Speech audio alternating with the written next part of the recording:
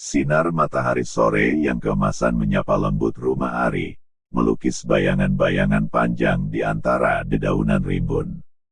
Di teras depan, beberapa suara kicau burung yang bertengger di pohon mangga berpadu harmonis dengan dengung klakson kendaraan yang mulai ramai lalu lalang di jalanan, menandakan senja yang kian mendekat.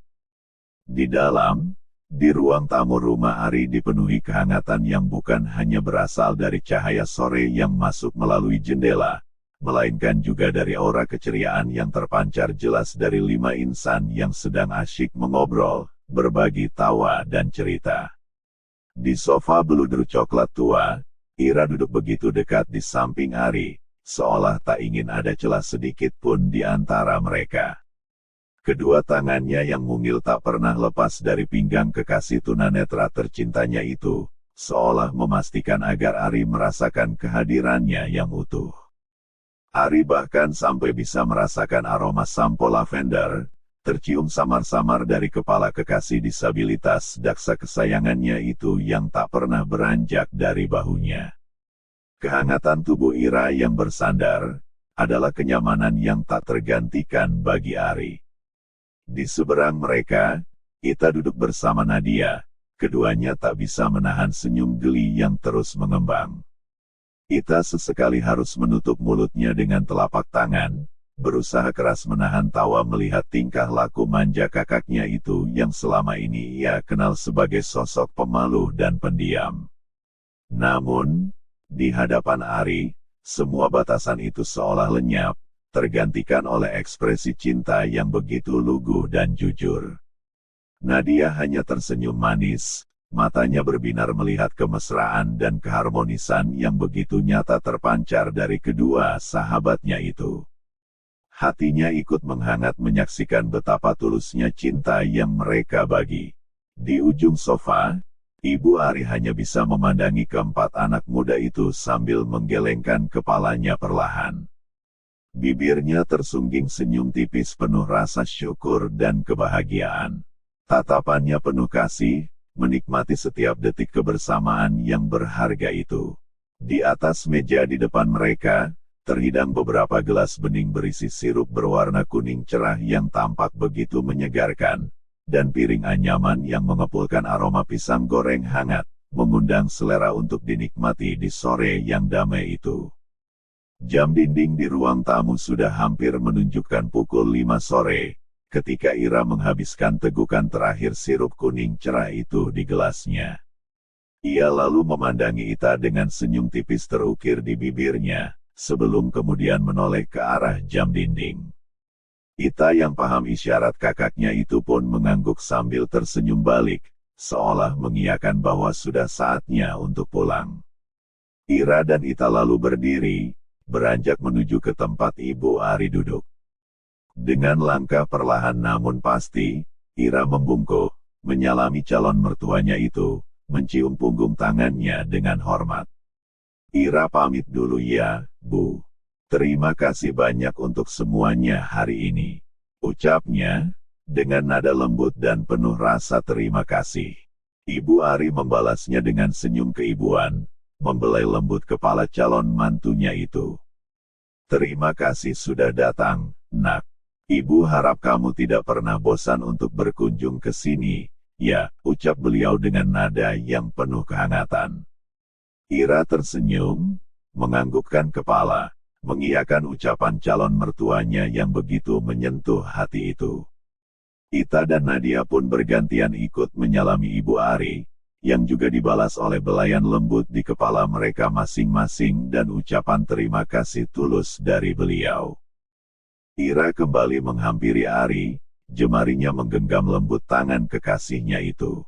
Semoga lekas sembuh, sayang, bisiknya dengan nada yang begitu lembut, penuh harap dan perhatian.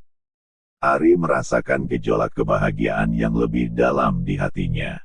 Ia lalu menarik kekasihnya itu ke dalam pelukannya, mendekapnya erat seolah tak ingin melepaskan. Tangannya membelai lembut kepala Ira, menenggelamkan wajahnya di rambut beraroma lavender itu. Iya, sayang, insya Allah aku akan lebih cepat sembuh setelah dijenguk sama kamu. Terima kasih untuk segalanya hari ini, sayang. Ucap Ari dengan nada lembut yang syarat akan rasa syukur. Ari menutup kalimatnya itu dengan mengecup kening Ira, sebuah gestur manis yang seketika membuat Nadia dan Ita bersiul menggoda sambil bertepuk tangan riuh, menikmati adegan romantis di depan mata mereka. Ibunya hanya bisa menggelengkan kepalanya sambil tersenyum geli, melihat tingkah laku anak gantengnya dan calon mantunya yang menggemaskan itu. Ita kemudian menyalami calon kakak iparnya itu. Semoga kakak Ari lekas sembuh, amin, ucapnya tulus dengan nada lembut. Ari tersenyum mengangguk, mengucapkan terima kasih kepada Ita atas doanya. Ketika Nadia menepuk lembut bahu Ari sebagai isyarat pamitan, Ari, dengan nada menggoda yang khas, bertanya kepada Nadia, apakah kamu mau dikecup juga, Nat? Nadia, yang sudah sangat mengenal kelakar Ari, seketika menjewer telinga Ari dengan nada kesal yang dibuat-buat. Dasar modus terus, aku ini Nadia, bukan Ira tahu. Serunya, membuat Ira dan Ita tertawa lepas mendengar ucapan Nadia yang belak-belakan itu. Ari dengan nada suara yang masih serak, berkata, maaf, saya tidak bisa mengantar kalian sampai ke halaman rumah. Tolong semuanya hati-hati di jalan, ya, dan jangan lupa beri aku kabar kalau kalian semua sudah sampai di rumah masing-masing. Nadia, yang masih berdiri di depan Ari, kembali melontarkan candaan. Iya, tidak apa-apa, Ri. Percuma juga kamu antar kami sampai ke halaman rumah. Toh kamu juga sama Ira tidak bisa peluk-pelukan di sana, ujarnya dengan nada menggoda. Ira dan Ita semakin keras tertawa mendengar ucapan Nadia yang selalu berhasil menciptakan suasana ceria. Mereka bertiga lalu menuju ke halaman rumah, tempat motor matic merah jambu kesayangan Ira dan motor matic merah andalan Nadia terparkir. Setelah memastikan semuanya aman, Nadia dan Ita, yang kali ini membonceng kakaknya pun melajukan motornya pelan, meninggalkan rumah Ari. Sore itu benar-benar sore yang penuh cerita bagi mereka, penuh tawa, cinta, dan kehangatan persahabatan serta kekeluargaan. Aroma bunga melati yang tercium samar dari halaman rumah warga yang mereka lewati semakin membuat Ira tersenyum manis, mengenang segala yang terjadi bersama kekasih tunanetra tercintanya itu hari ini. Hatinya dipenuhi kebahagiaan yang meluap-luap, rasa rindu akan pertemuan berikutnya sudah terukir indah di benaknya. Sekilas terbayang di pikirannya masa depan yang indah bersama Ari, dipenuhi perhatian, cinta, dan kasih sayang.